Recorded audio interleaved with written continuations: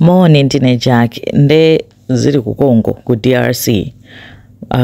Bambo uyu analoyimba dzina lake akuti Delcat Idenko anayi zaka 28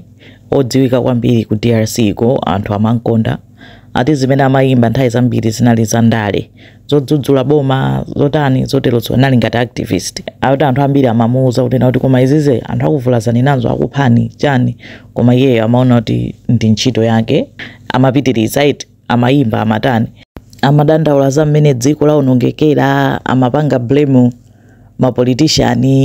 kunena kuti sakuthandiza anthu sakukhazikika palibe akukhazikika anthu akali authawa makwawo olo athawe kumene athawirako akathawakonso chifukwa chonena kuti zipolowesi zikutha mpungwepungwe sikutha kulondola kulikonse komwe anthu ali ndi anapezeka kuti anayimba nyimbo yomunena president waku DRC Felix akuti nyimboyo inali yonyoza ndithu ndi anammanga anali mprison wakhala prison yake ija yomwe inapezeka kuti kuna apita ma rebels nde anapezeka kuti ma prisoners onse athawako amanena kuti anathawa ma prisoners okwana 6000 prison yomwe mbali ya azimayi chatina akamba kunena kuti atathawa kapena nditi atatuluka ma prisoners achizibambo aja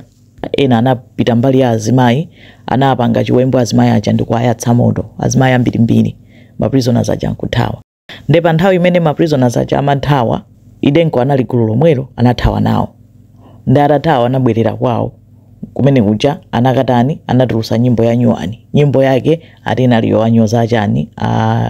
gulu la ma rebels M23 ndi amajambula music video ali nkati mojambula music video unangotulukira anthu anamuombera anamuphera patipo pomwepo ndi kunali mpungwepungwe anthu kumulira kutani anampangira bokosi lake lakuti galimoto yangati shape ya galimoto kumaliro kwake kunali anthu ambiri